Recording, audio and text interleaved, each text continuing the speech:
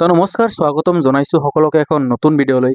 তো আজিৰ ভিডিঅ'খন আপোনালোকৰ বাবে বহুত বেছি গুৰুত্বপূৰ্ণ হৈ আছে যদি আপুনি ভাৰত চৰকাৰ অথবা অসম চৰকাৰৰ এজন চৰকাৰী কৰ্মচাৰী হয়, ঠিক আছে।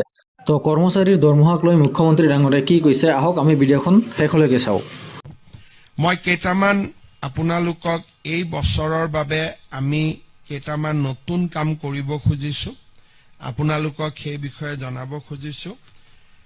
কেন্দ্ৰীয় চৰকাৰে ইতিমধ্যে অষ্টম দৰমহা আয়োগ গঠন কৰিছে।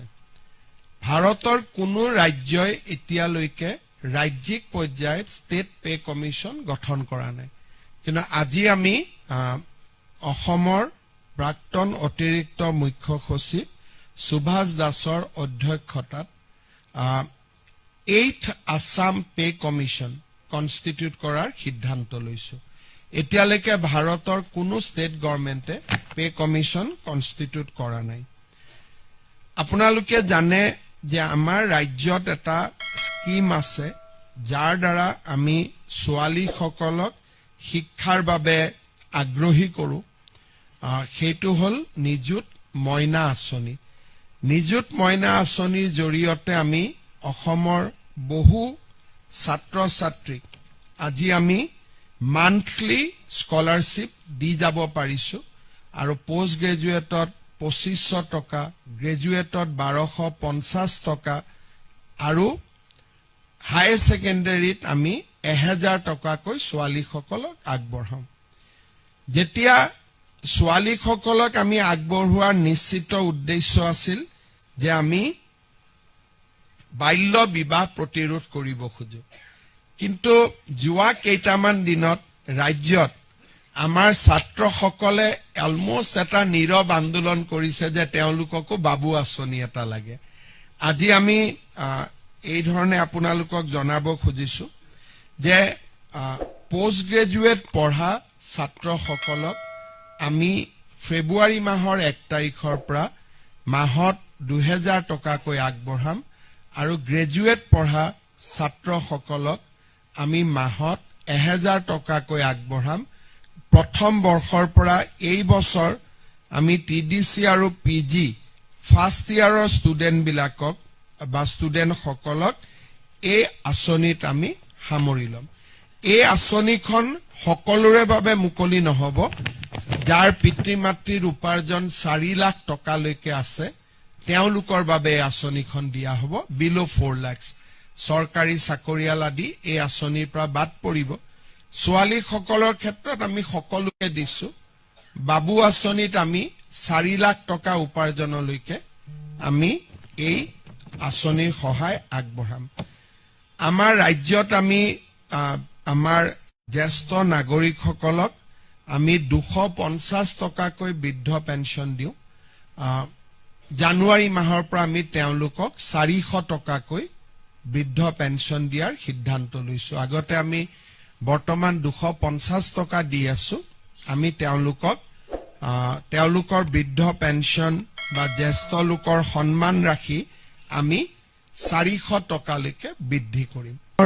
ইকনমিক বা অসমৰ বিত্তীয় ব্যৱস্থাক দেশৰ ভিতৰতে ফাষ্টেষ্ট গ্ৰয়িং ষ্টেট হিচাপে ৰিকগনাইজ কৰিছে, আৰু ই এনেকুৱা নহয় যে উত্তৰ পূৰ্বৰ ভিতৰত, পূৰ্বাঞ্চলৰ ভিতৰত, সমগ্ৰ দেশৰ ভিতৰতে 2020 আৰু 2025ৰ ভিতৰত সমগ্ৰ দেশত বিকাশৰ গড় আছিলে 29%, কিন্তু আমাৰ ৰাজ্যখনত 2020 আৰু 25ৰ ভিতৰত আমাৰ অৰ্থনীতি 45% হাৰত বা 5 বছৰত 45% গ্ৰোথ হয় বা আমি গ্ৰোথ ৰেজিষ্টাৰ কৰোঁ।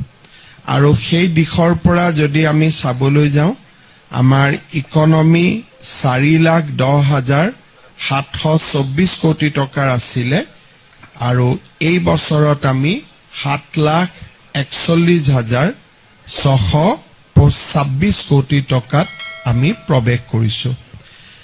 আৰু যদি আমি ইয়াক পাৰ্চেণ্টেজত যেতিয়া আমি চাব যাওঁ, it is a growth of 45%. আৰু নিশ্চিতভাৱে আমাৰ ৰাজ্যখনৰ অৰ্থনীতিয়ে যোৱা 5 বছৰত এখন বিকশিত ৰাজ্যৰ ফালে আমি অগ্ৰসৰ হোৱাৰ দিশত আগবাঢ়িছো।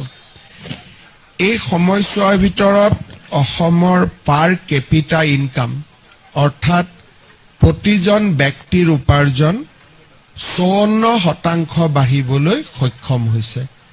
ইকনমি বাঢ়িছে at a rate of 45% আৰু মানুহৰ ব্যক্তিগত জীৱনৰ বা ব্যক্তিগত উপাৰ্জন বাঢ়িছে at a rate of 54%.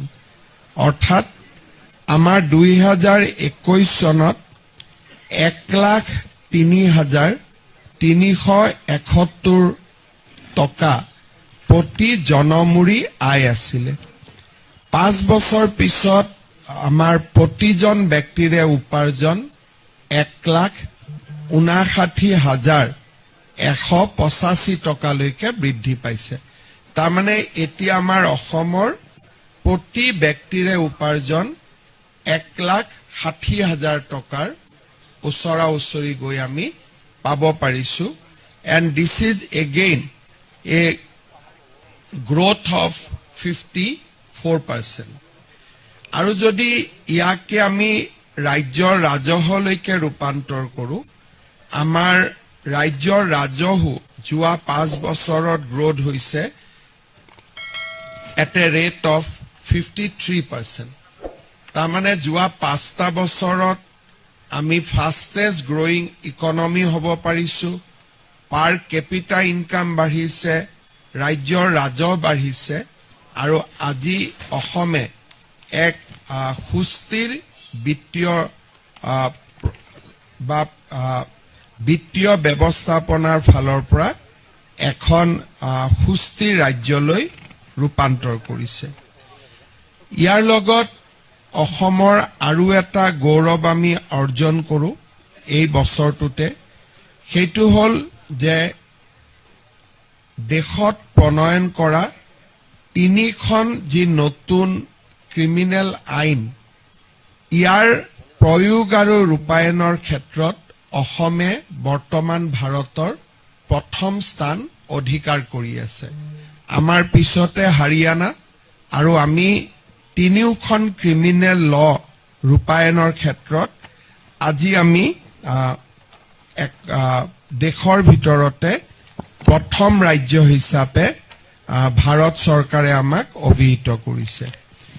ৰাজ্যৰ আইন শৃংখলাৰ ফালে যদি আমি চাব যাওঁ, 2021 চনত 1,33,239টা গোচৰ প্ৰতি বছৰ ৰুজু হৈছিলে আৰু এই বছৰ আমাৰ গোচৰ ৰুজু সংখ্যা 43,748লৈকে হ্ৰাস পাইছে।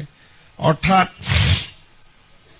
যিখন ৰাজ্যত প্ৰতি বছৰে 1,33,239টা ক্ৰাইম হৈছিলে, সি এই যোৱা 5 বছৰত 43,748লৈকে হ্ৰাস পাইছে।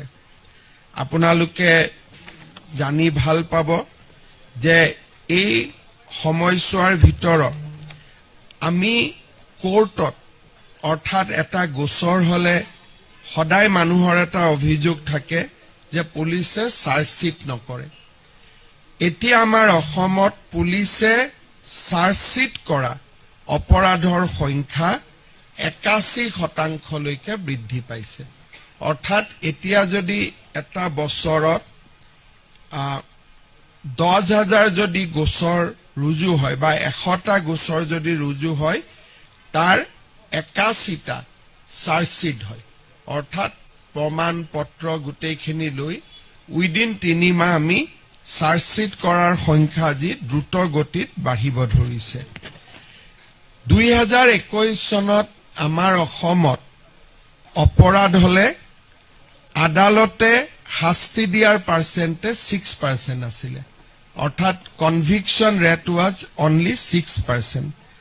আজি আমাৰ ৰাজ্যত কনভিকশ্যন ৰেট 26.3 38লৈকে বৃদ্ধি পাইছে।